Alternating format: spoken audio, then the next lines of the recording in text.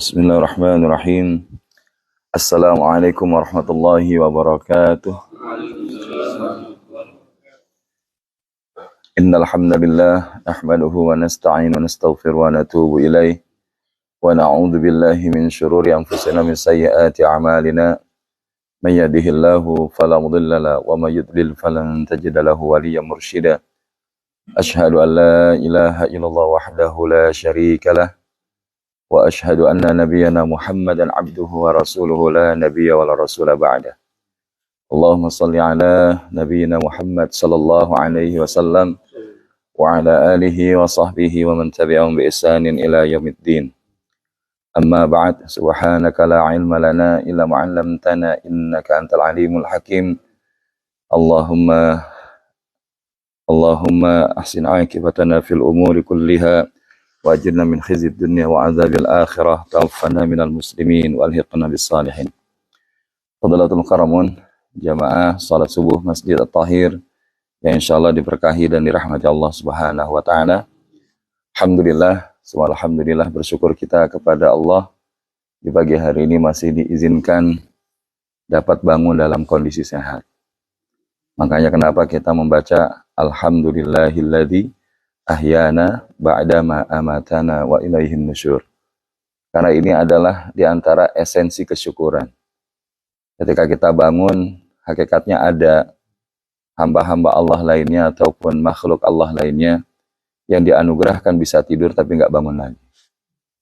Maka disinilah tentu kita merasakan bahwa hakikatnya kita ini adalah hamba Allah yang lemah karena tidak ada daya dan kekuatan kecuali itu semata dari Allah Subhanahu wa taala. Bahkan ketika kita mengucapkan kalimatut thayyibah hauqallah la haula wala quwata illa billahil aliyil azim, ini menunjukkan bukti kehambaan kita kepada Allah Subhanahu wa taala. Bahwa sesungguhnya kita ini adalah hamba Allah yang lemah, yang tidak punya daya dan kekuatan apapun kecuali apa yang Allah berikan kepada kita. Bahkan Abdullah bin Mas'ud radhiyallahu anhu ketika memaknai la haula wala quwata illa billah, maka disebutkan ketika seseorang mengucapkan la haula, tidak ada kekuatan di dalam rangka menjauhi maksiat kecuali itu datangnya dari Allah Subhanahu wa taala. Wala quwata, dan tidak ada juga kekuatan di dalam rangka melakukan ketaatan illa billah kecuali itu datang dari Allah Subhanahu wa taala. Sehingga kalau kita hari ini masih diizinkan oleh Allah Subhanahu wa taala untuk berada di hari Ramadan yang ke-26, maka hakikatnya bukan semata-mata karena ya kita sehat, bukan semata-mata karena kita punya waktu, tapi juga karena Allahnya masih mengizinkan untuk kita. Maka pemaknaan Allah masih mengizinkan inilah yang harusnya mendorong kita untuk bisa terus mengoptimalkan daripada detik-detik Ramadan yang masih Allah hadirkan di dalam hidup kita. Termasuk di dalam pagi hari ini, mudah-mudahan selepas kita melaksanakan ibadah salat subuh secara berjamaah, sambil menunggu waktu syuruk beberapa saat, kita duduk di dalam rangka mendapatkan penguatan-penguatan, dorongan-dorongan, siraman-siraman di dalam hati-hati kita agar kemudian semakin tumbuh subur kecintaannya kepada Allah Subhanahu wa taala. Karena hakikatnya sebagaimana ungkapan Rasulullah SAW, ad-dinun nasihah. Agama ini adalah nasihat. Nah, jadi kalau bahasanya kita di dalam beragama enggak mau dinasehatin, maka bisa jadi kita jadi orang yang enggak beragama. Bahkan dengan urusan nasihat saja, ternyata ini bisa menjadikan kita orang-orang yang dikategorikan tidak merugi. Dalam suratul Asr ketika Allah Subhanahu wa taala telah bersumpah dengan nama waktu, maka disebutkan innal insana lafi khusr. Sesungguhnya manusia itu semuanya berada di dalam kerugian. Tapi kemudian Allah memberikan satu keyword di dalam ayat berikutnya tentang bahwa ada orang yang enggak rugi, illa.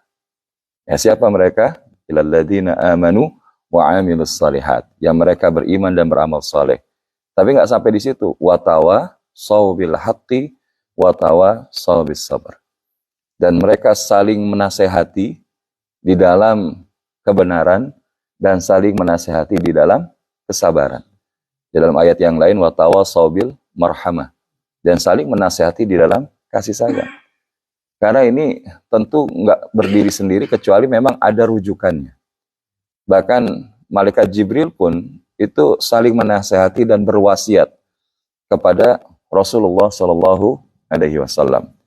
Maka di dalam pagi hari ini kita ingin mengambil sebuah nasihat pembelajaran yang diberikan malaikat Jibril alaihissalam kepada Rasulullah Muhammad Shallallahu Alaihi Wasallam. Di mana kemudian Rasulullah Shallallahu Alaihi Wasallam dalam hadis riwayat Imam At-Tabrani mengatakan, Atani Jibril alaihissalam, datang kepadaku Jibril alaihissalam, kemudian faqala. Kemudian Jibril mengatakan kepada aku, ya Muhammad, aish ma syi'ta fa innaka mayyit. Wahai Muhammad, hiduplah sesukamu, ya, hiduplah sesukamu, tapi ingat, sesungguhnya kamu pasti akan wafat. Pasti kamu akan meninggal dunia. Maka ini adalah nasihat yang pertama. Aish ma syi'ta fa innaka mayyit. Hiduplah semaumu, sesukamu, sekehendakmu, tapi ingat, pasti ada bahwa kita akan menemui yang namanya kematian. Ibaratnya begini, kalau kita tahu yang namanya permainan atau pertandingan sepak bola, tahu ya Bapak Ibu ya? Nah, saya pengen nanya, kenapa sih pemain bola tuh kalau pas lagi di dalam lapangan, itu dia lari ke depan, lari ke belakang, lari ke kiri, lari ke kanan. Kenapa dia melakukan itu Bapak Ibu? Nah, ngejar bola, cakep. Apa cuma sekedar ngejar bola? Ada lagi yang lain? Ya, pengen mencetak gol ke gawang lawan, benar. Ada lagi yang lain? Kenapa dia lari? Mempertahankan. Ini kelihatannya para pengamat bola yang luar biasa ya kan? Nah, jadi ala kulli hal, ya dia ternyata ngejar bola, pengen ngegolin ke gawang lawan, bahkan dia menahan agar gawangnya tidak kebobolan, betul. Tapi ada lagi yang lebih sederhana. Kenapa mereka lari di dalam lapangan itu? Ngambil bola. Ya, selain itu, alhamdulillah. Yang lebih sederhana lagi. Maka, yes, ada yang jawab? Ya? Boleh. Oke. Nah, di dalam itu memerlukan lari, betul ya? Nah, yang perlu dilengkapkan lagi apa? Kenapa mereka lari? Karena mereka they have only 2 kali 45 menit waktu pertandingan. Ya. Nah, kalau dia kemudian bahasanya sudah 2 kali 45 menit, walaupun dia di dalam lapangan bola, apakah dia lari-lari? Nah, that's it. Ya, maksudnya bisa dipahami? Ya, begitu juga kehidupan. Kenapa kok kita itu mau ngapa-ngapain, mau beramal, mau melakukan sebuah tindakan-tindakan, pekerjaan-pekerjaan? Yes, karena kita punya limited time. Yang semua kita pasti nanti akan mengalami batas waktu di mana kita tidak akan lagi bisa berlari untuk melakukan segala hal itu tadi. Maka yang perlu kita ingat bahwa karena kita sedang berjalan menuju garis finish, maka tentu kita berupaya untuk mempersiapkan apa bekal terbaik kita untuk sampai di garis finish itu. Apa pencapaian terbaik kita pada saat kita berada di garis finish itu. Maka termasuk di dalam Ramadan ini, kita tahu bahwa Ramadan juga akan ada akhirnya. Tapi apa yang kemudian akan kita torehkan di ujung Ramadan itu? Kalau seekor kuda pacu yang sering disampaikan oleh Syekh Ibnul Jauzi rahimahullah, itu seekor kuda pacu kalau dia dalam lintasan balap, begitu dia disampai di lap terakhir, maka itu jokinya itu pasti akan memacu kuda itu mengeluarkan tenaganya lebih hebat lagi daripada di bagian akhirnya, di bagian sebelumnya. Karena apa? Pengen mencapai garis finish yang terdepan. Ini kuda pacu, Bapak Ibu. Maka kalau kita hari ini sebagai manusia tahu bahwa kita akan mengalami end of Ramadan, tapi kita nggak ngegas gitu ya. Kalau bahasa orang Jakarta ngegas. Tambahan lainnya gaskeun. Jangan kasih kendor. Begitu di ujung akhir Ramadan, inilah yang perlu kita maksimalkan. Karena apa? Karena kita nggak pernah tahu bagaimana kita akan bertemu lagi kah di bulan-bulan Ramadan yang akan datang. Maka oleh karenanya pengingatan daripada malaikat Jibril kepada Rasul Shallallahu Alaihi Wasallam itu mendorong kita untuk menjadi orang-orang yang menjalani hidup ini penuh dengan kesadaran. Penuh dengan kesadaran. Kesadaran bahwa apa? Ini yang kita sebut dengan life awareness. Kesadaran akan hidup. Karena orang hidup tuh kadang-kadang nggak semuanya punya kesadaran. Betul apa enggak? Ada yang dia hidup itu cuman mengerjakan rutinitas. Ada yang dia seperti zombie. Dia bergerak, beraktivitas, tapi juga tidak memiliki rasa. Tapi bagaimana kita bisa menjadi manusia yang sebenar-benarnya?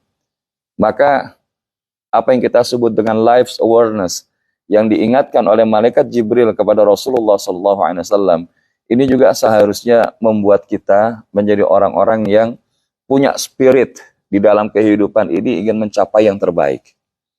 Ya, bahkan dalam hadis lain riwayat Imam Muslim, Rasulullah SAW menyebutkan wal yu'azzim ahadakumur raghbah fa innallaha la yata'azzamu syai'un a'tah.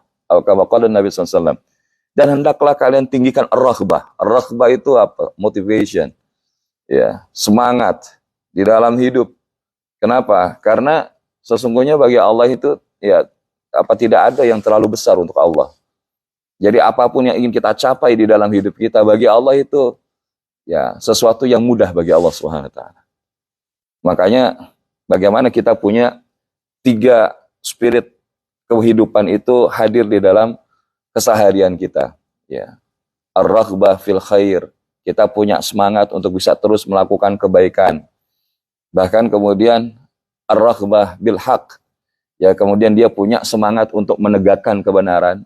Dan yang ketiga ar-raghbah fil hayat. Dia punya semangat dalam hidup gitu. Kalau orang udah nggak semangat dalam hidup, jangan-jangan dia sudah mati sebelum mati. Maka oleh karenanya ini yang perlu kita bangun.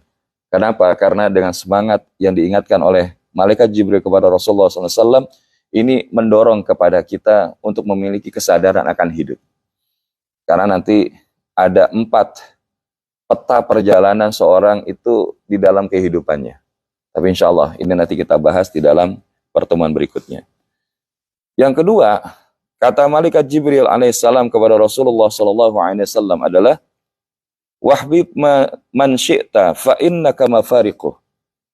Ya, wa ahbib man syi'ta fa innaka mafariquh. Cintailah siapapun yang engkau suka ya Muhammad, karena tapi ingat sesungguhnya engkau pasti akan berpisah dengannya.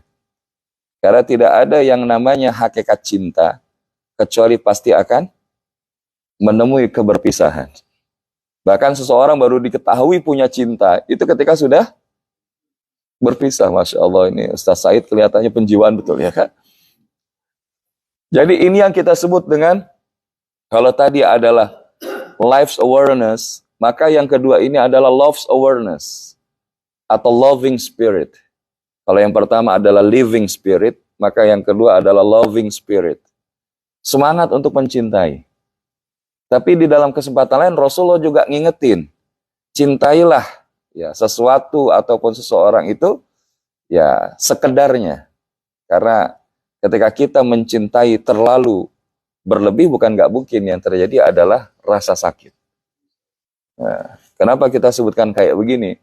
Karena tidak ada level mahabbah yang paling tinggi itu kecuali ya ketika kita mencintai Allah Subhanahu wa taala, mencintai Rasulullah sallallahu alaihi wasallam, dan mencintai selain Rasulullah semata karena cintanya kepada Allah dan cintanya kepada Rasulullah. Maka hati-hati kalau kita hari ini terlalu cinta kepada pasangan kita, terlalu cinta kepada anak-anak kita, terlalu cinta kepada rekan-rekan kita.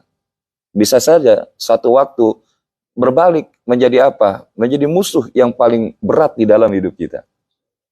Dengan kekecewaan-kekecewaan. Ini Masya Allah Ustaz Said paham betul ya kan? Ya ini mungkin perjalanan hidupnya mungkin sudah seperti itu ya kan? Tapi bisa jadi ketika dia putus cinta, dia menemukan cinta yang lebih baik karena Allah SWT. Makanya seseorang itu punya tangki cinta beda-beda. Ya kan? Ada yang memang cukup satu tangki cintanya. Ya, kan?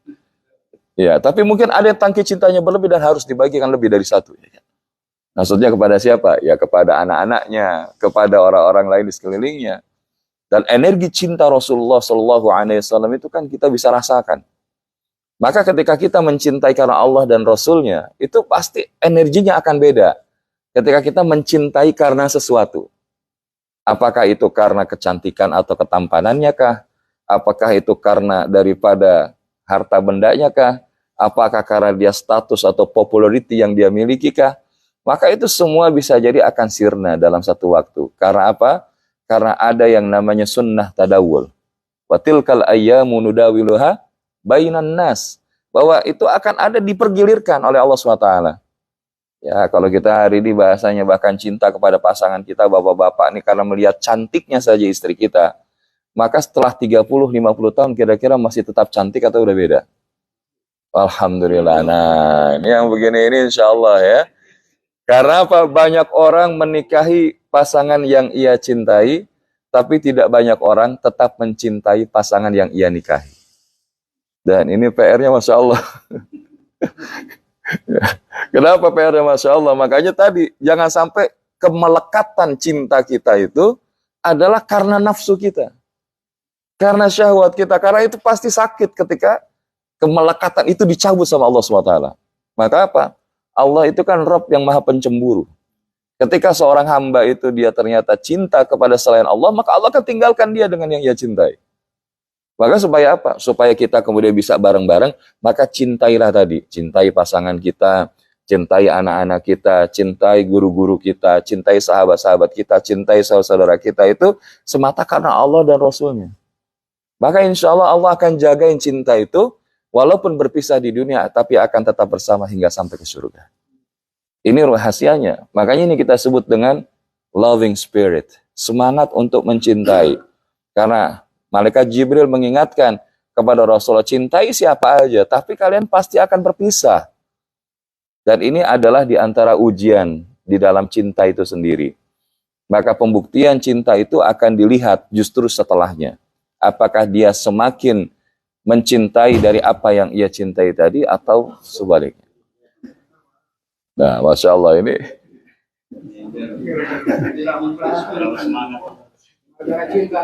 Nah, ini gara-gara cinta ya. Maka oleh karenanya, Bapak Ibu jamaah yang dirahmati Allah SWT, ini loving spirit.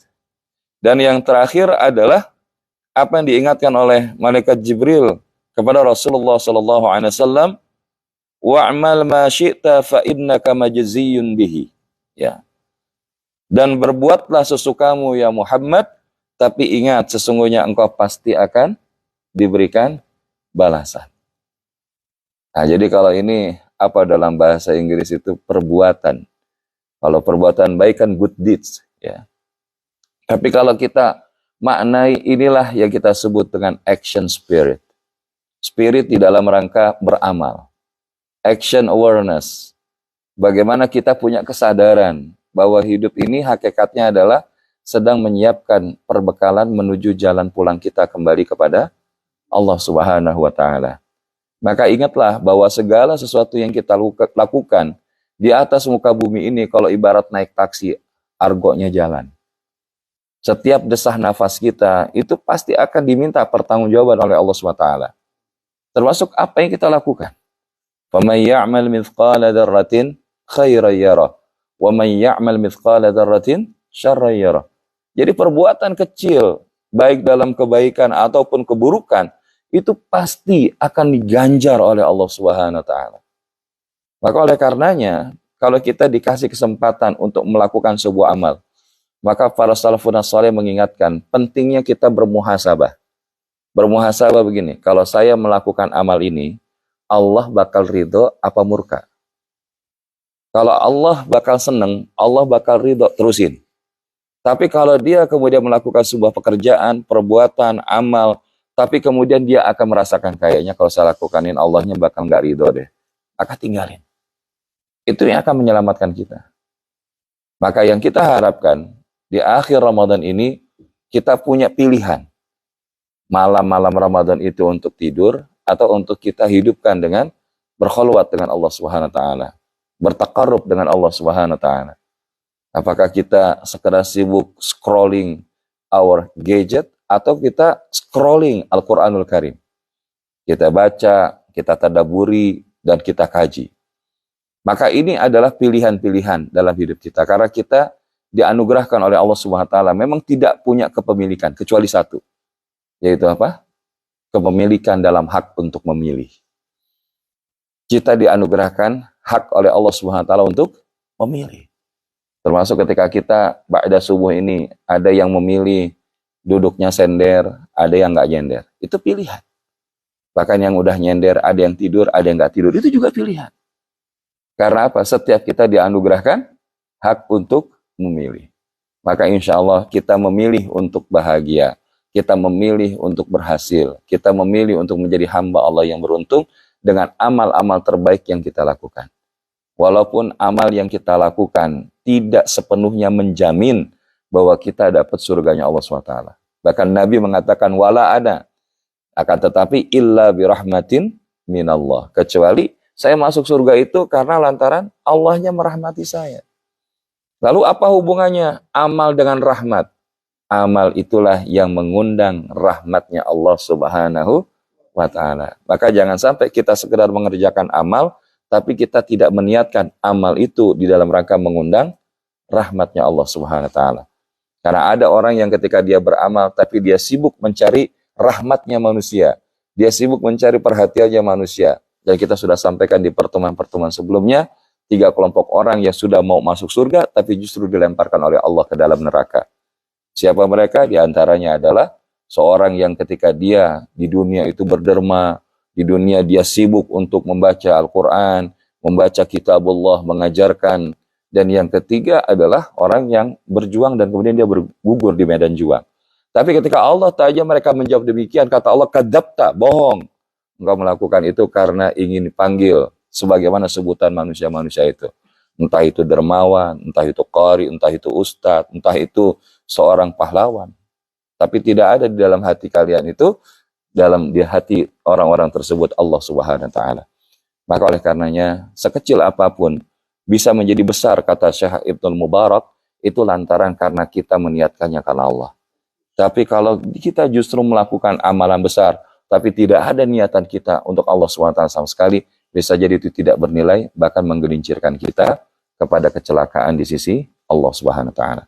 Maka mudah-mudahan dengan 3 spirit ini kita awali pagi hari kita dengan living spirit, kemudian loving spirit, dan action spirit. Mudah-mudahan kita bisa mencapai derajat hamba-hamba Allah yang lebih baik dari hari ke hari, dan pada akhirnya kita mendapatkan akhir kehidupan terbaik sebagai hambanya yang mendapatkan kebahagiaan fid dunya wal akhirah. Mudah-mudahan yang disampaikan ini ada manfaatnya. Hadanallahu wa iyyakum ajma'in. Subhanakallahumma wa bihamdika asyhadu an la ilaha illa anta astaghfiruka wa natubu ilaik. Assalamualaikum warahmatullahi wabarakatuh. Sallallahu alaihi Muhammad. Sallallahu alaihi wasallam. Sallallahu ala Muhammad. Sallallahu alaihi wasallam.